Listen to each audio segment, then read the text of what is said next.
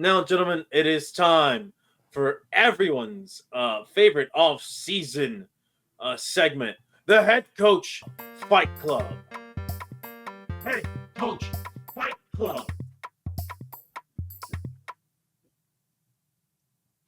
All right, now we are at the tail end of the Sweet 16. These are our last two matchups before we get into the Elite Eight.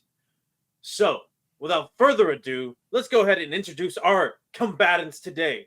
We have the 3 seed versus the 14 seed and the 8 seed versus the 9 seed. So, in the 3 seed, Robert Saleh, representing the New York Jets, comes in with a career record of 3-2. All right, look at that big, massive head of his. All right, he used that last this year, I believe. Yeah, 2-0 this year. Last year, he ran into some stiff competition against the aforementioned Bill Belichick, who killed him, if I remember correctly. Sneaky in Willie. one instance. Oh yeah, depends on which. And fight then whose fight we were talking about. At least in 2 fights, he was killed off by Belichick. And then his opponent, the 14th seed, representing the Tampa Bay Buccaneers, Todd Bowles, who comes in with a 1-2 record. Todd Bowles, more like Todd Bowles. Oof. Yeah, well, his bowels might get incinerated in this matchup. Todd Bowles, a former New York Jets head coach himself. And then in the 9 versus 8, or the 8 versus 9 seed, we have Dan Campbell of the Detroit. Dan Campbell of the Detroit Lions with a career record of 4 I don't think he was 4 and 2. No, he's the 9, yeah. Oh, yeah, he is the 9. My bad. That's an underdog right there. Yeah, this is the underdog right here. He is the top seeded combatant of the losers bracket, if you will. Yeah. And then the bottom seeded winners bracket representative, Sean Harbaugh, with a 2-1 record. Listen, this one's one pretty funny matchups right here. This is about as lopsided as it can get, at least if we're doing it on paper, the old-fashioned logical way. But, this is Head Coach Fight Club. We got the wheel. We never really know what's going to happen, right? The wheel decides the fate of many a head coach.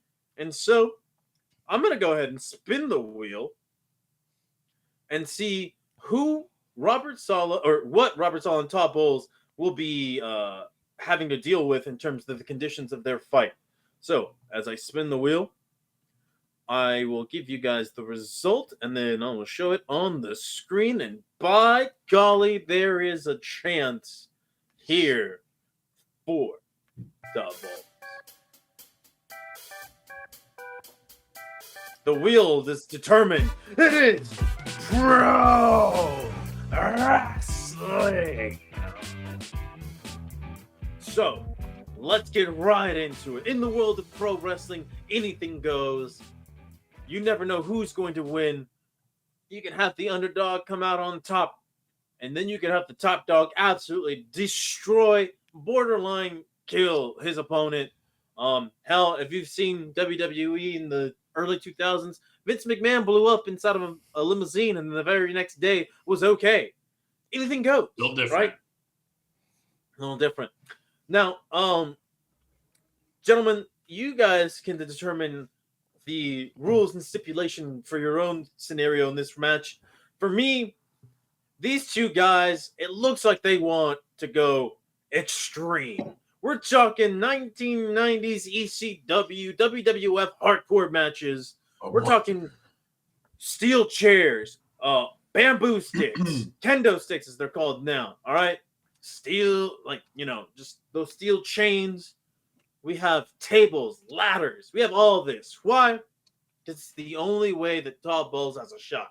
He comes out to the ring and he challenges Robert Saleh to an anything goes, no holds barred Texas death match. Okay? Todd Bowles is waiting in the ring patiently, and Robert Saleh comes out from under the ring with his giant head piercing through the mat, with a microphone conveniently in his hand, and he says, "You're on, brother," a la Hulk Hogan. And then the bell rings. Magically, a referee appears just out of thin air in the ring, ready to make the 3 count at any point. Our combatants immediately just start slugging it away at each other, but Robert Saleh, he's a bigger, stronger guy, immediately just rakes the eyes of Todd Bowles, using that overwhelming strength advantage and hits him with a headbutt, knocking him into the ground. Todd Bowles is bleeding from the forehead already. The crowd is going wild. They're calling for chairs. They're calling for tables. And so what does he do? He acquiesces. All right, he goes back down to the ring, to the floor side, pulls out some tables, and he sets them up. Todd Bowles, though, he's getting up out of his own power, wiping the blood out of his face, and he sees that Robert Saleh has his back towards him, right, or turned towards him. So Todd Bowles, what does he do? He runs the ropes, and he immediately dives from the ring onto Robert Saleh, putting both of them through a conveniently placed table. Crowd is going fucking nuts. This match has only just begun. And the ref goes out to check on both competitors. But everything seems to be okay so far. Now, Todd Bowles is the first one to get up to his feet, and he manages to roll Robert Saleh back into the ring, and he gets a steel chair. Right? He gets a steel chair, and he's gonna load one up. He's gonna load up shots, and so he's giving Robert Saleh back shots, just continuously giving him some ferocious back shots with the steel chair. All right, Robert Saleh is writhing around in pain. We don't have the banners on this one, so I don't know what you're trying to queue up. Too bad. I don't have the ability to be anything. It's too bad. And it just looks like Robert Saleh is. Damn. I don't keep gay images on my computer screen. Damn it! This would be so clutch right now. If only there was transferred over to the banner over here, or to the brand side of the Head Coach Fight Club. But anyway, back to this scenario.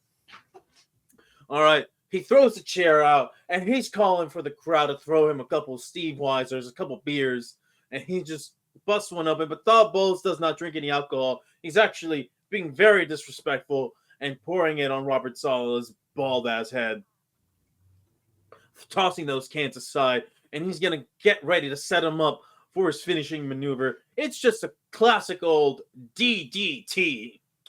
But what's this? The lights go out. Everybody in the crowd's going wild. Lights come back on. Who is it? None other than the Hat Man himself, Aaron Rodgers. Aaron Rodgers, just out of nowhere, lost in the ayahuasca high, has no idea why he's here. He's actually not even supposed to be here. He's actually supposed to be on a darkness retreat. But Todd Bowles, he sees that man.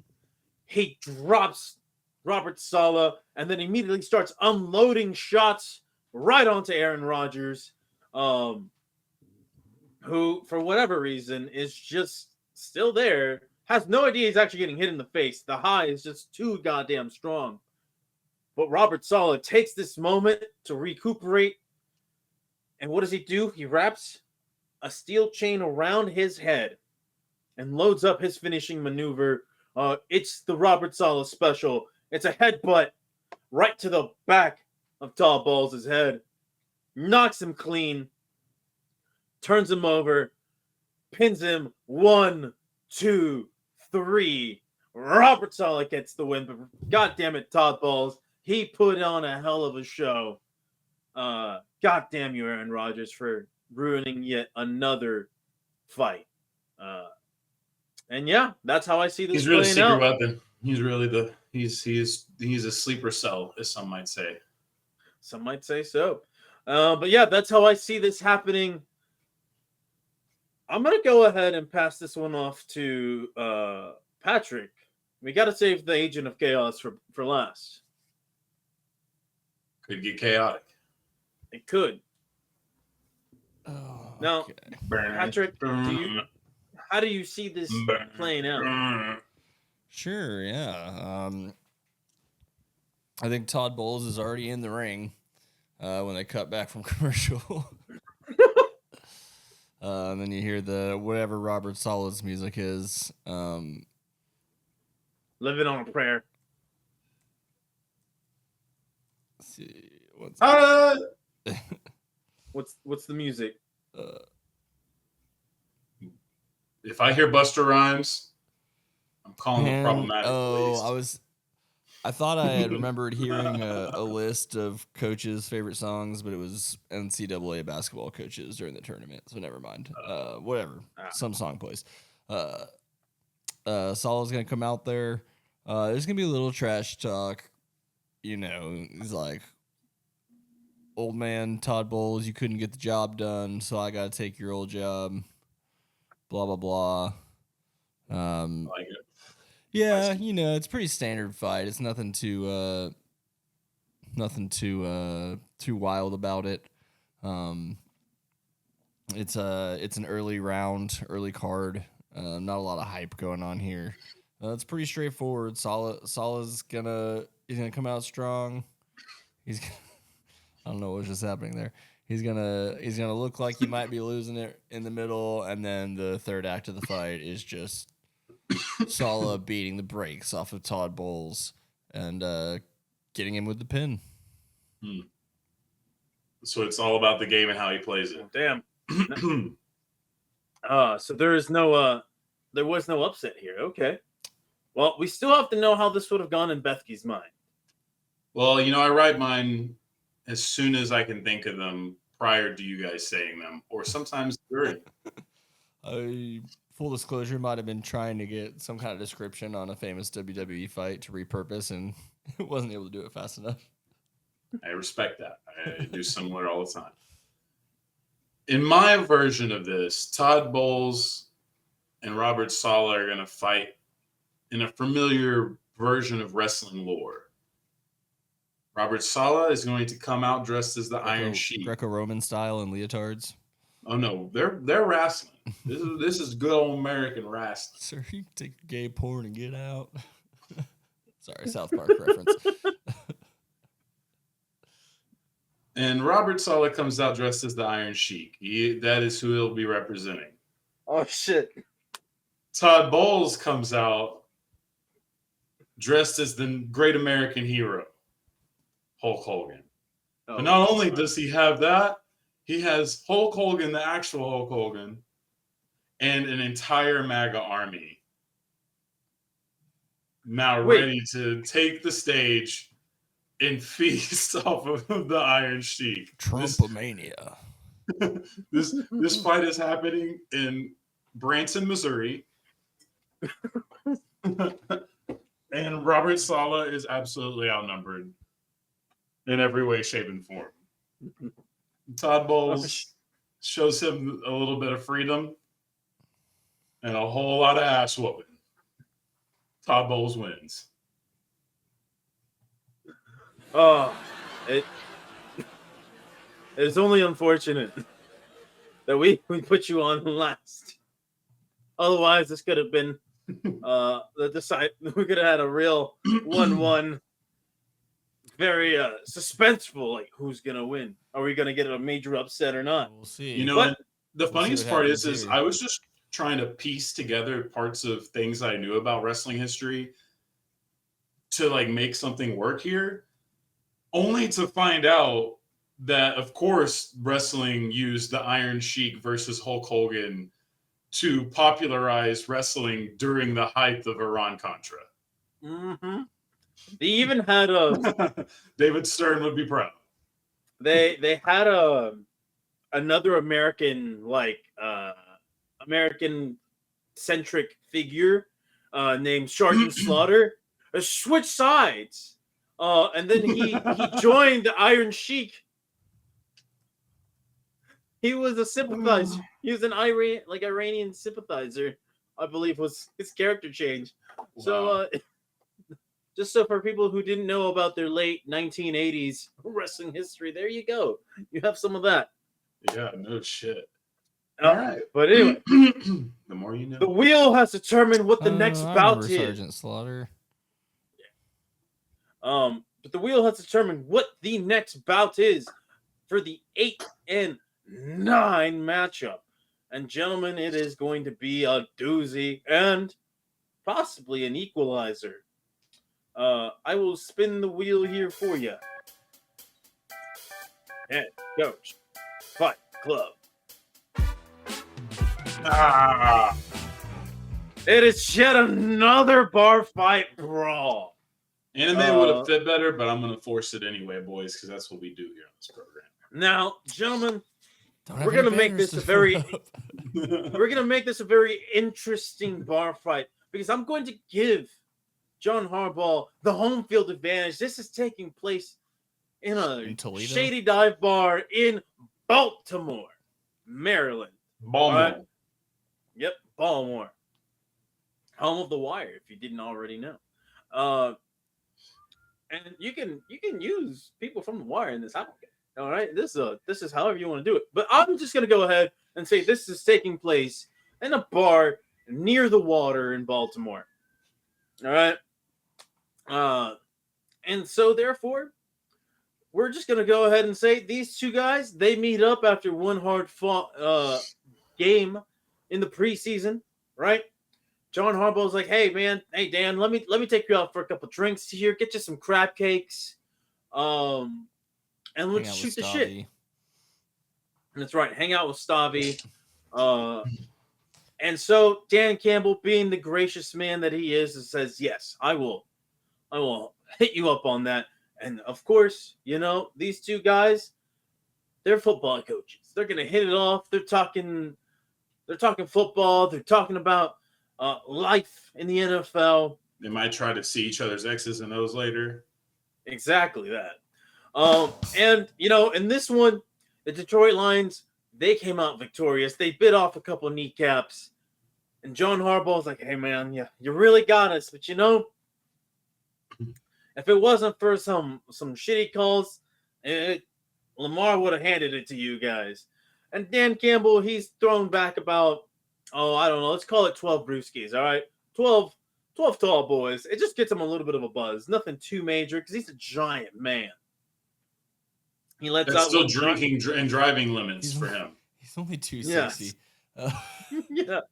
He's only 260 pounds. Nothing major. And he's thrown back some pretty strong beers out there, okay? Not John Harbaugh, okay? He's had 45 hazy IPAs. He's only had a couple of Michelob Ultras himself. He's foaming at the mouth now. Now, you could say that our boy John has a little bit more motor function going on than Dan Campbell. Dan Campbell is getting to the point of the night where he's getting real feral and real aggressive. He starts barking at John. I don't know why. He's just barking at him like a ravenous dog. And from there, John's just trying to calm him down. He's like, hey, bud, hey man, you've had enough. Let me get you a car ride home. And then Dan Campbell's like, I know, bitch. And then slaps the shit out of John Harbaugh. And immediately starts biting down on his knees with full force. John is freaking out. He's just like, what do I do? What do I do? Oh, this hurts. He grabs a bottle and hits Dan Campbell as hard as he can. And that man has a fucking hard-ass head. He actually breaks the glass. And so we have glass shards coming from the back of Dan Campbell's head, but it doesn't do anything. All right. This man, his CTE. He's built for it tough. That's right. And his CTV is activated. All right. He immediately just grabs John by the throat, picks him up, and throws him across the bar, breaking a couple of stools in the process. But as he does so, he fails to realize he is in enemy territory. John Harbaugh throws out the bat signal. All right. So he's asking for somebody to come out. Is that just a bunch of Old Bay seasoning? He just starts whistling The Farmer in the Dell. Something like that. You know who comes out to his aid? None other than two former linebackers. Ray Lewis and Terrell Suggs immediately come out from out of the shadows. Did they do something like this?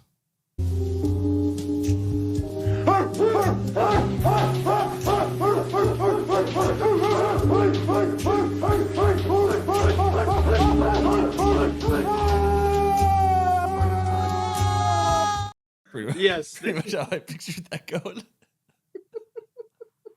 yes, they immediately start barking back at Dan Campbell, because when one man's CTE is activated, so is everybody else in the vicinity within like a 5-yard radius.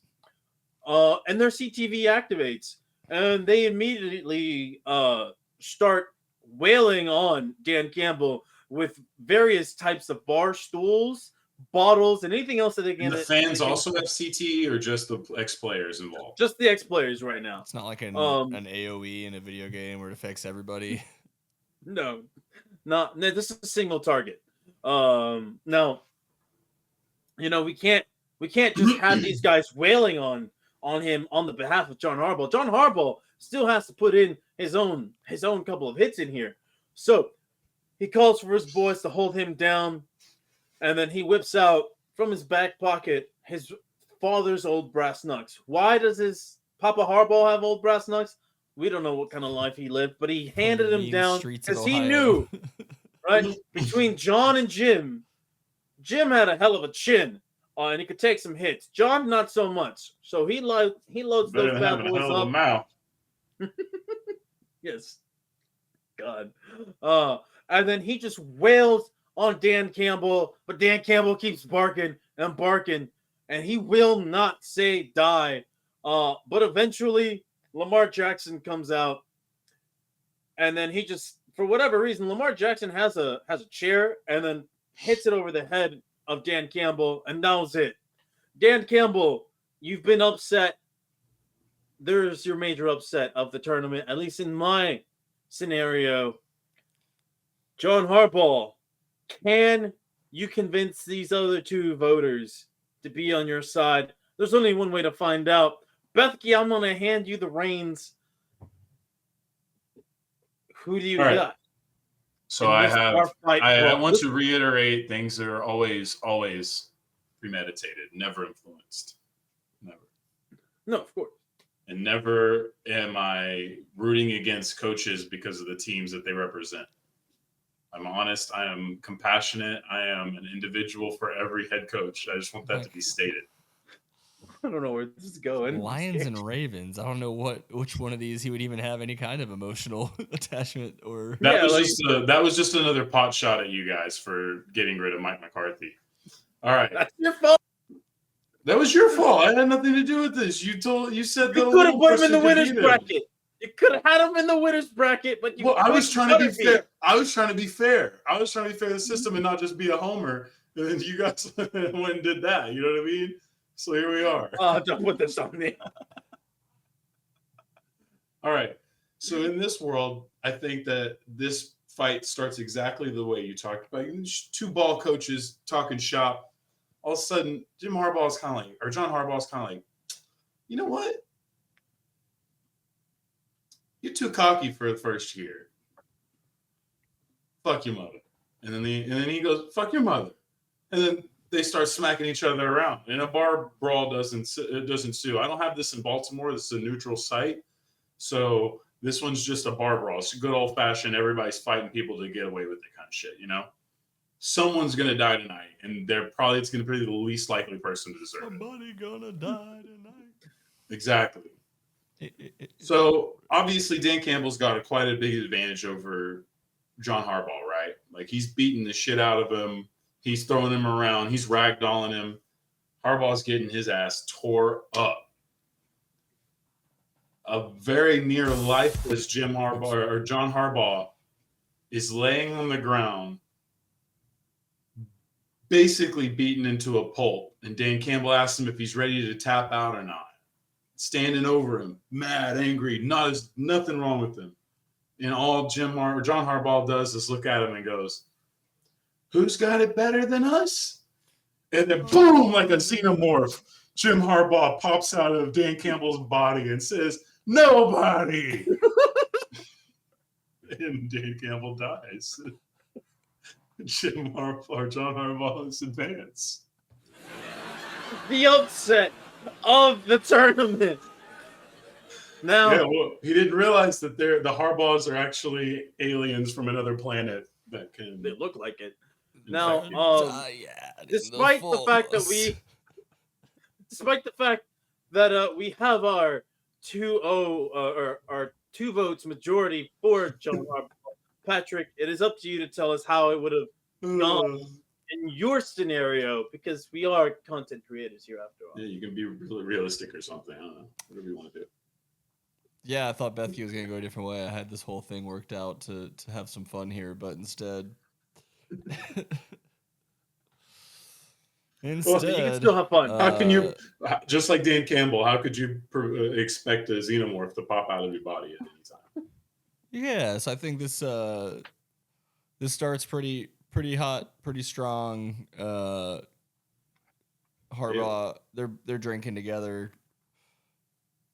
No one even really knows what legends. You can hear, depending on who's telling you this story, who shot first, Lexington and Concord and all that. But what ends up shot first. What ends up happening is Harbaugh breaks a bottle, and he's gonna go in for the stab, and Dan Campbell just one punch mans him right in the face. He's out. It's over. Dan Campbell, 100 extra pounds in that punch. He kills Harbaugh. It's not even a question. I don't understand how it could have gone any other way. I definitely didn't even have a plan for it to go the other way if I needed one. Again, xenomorphs don't pop out of bodies every day. It's true. They don't. And listen, you couldn't have accounted for Ray Lewis and Terrell Suggs to be conveniently in the same bar as these two gentlemen. Yeah, the real question is, where did Ray Lewis hide the suit after this one? But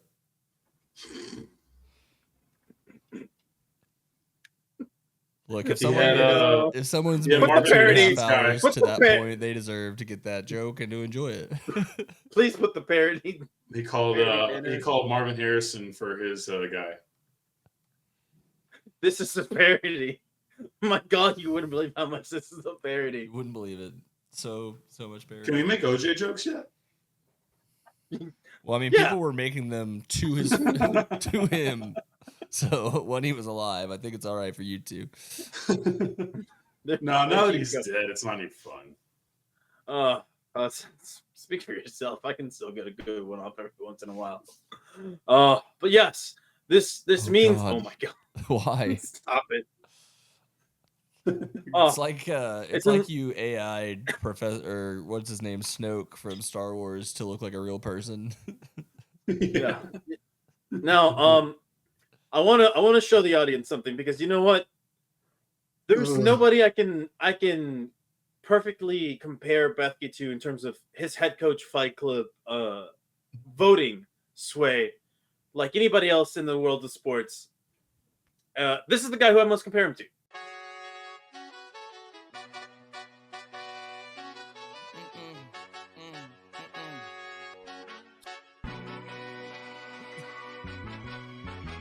Hometown when them wheels hit and I touch down, they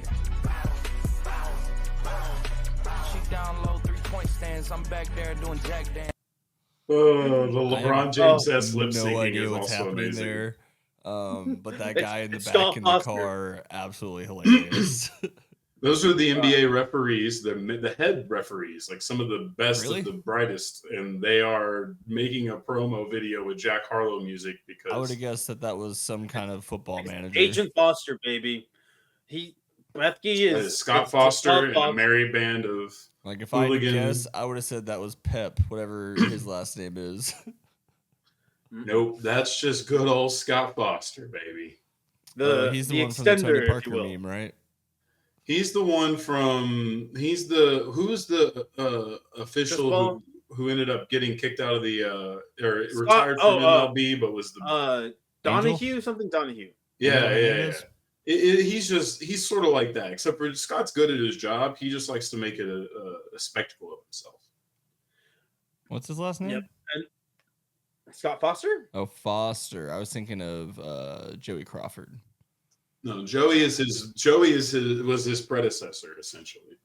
Yeah, and this is Bethke in Fight Club. He is the head coach Fight Club, Scott Foster. I thought it was this. Oh yes. Joey Crawford. No, they could do that with Joey Crawford because Joey Crawford low key had a good personality. The only team where players could actually get away with doing that is the Spurs. in the Stern era. No, well, to some extent, Gun violence against an Tony NBA Parker. ref. You think they would have been cool if Gilbert Arenas took that picture? Tony Parker is. I would say it's not the Spurs. I'd say it's Tony Parker in particular. That helps, yeah. And dunk, like, what are they going to suspend him dunking? Like, Right. They're not like the NBA was They're like, he's just French. Yeah, exactly. They're like, no, in this country, that's how you say hello. You stick a gun in somebody's face. You think they would have been okay with this in the Stern era if a white NBA player did this?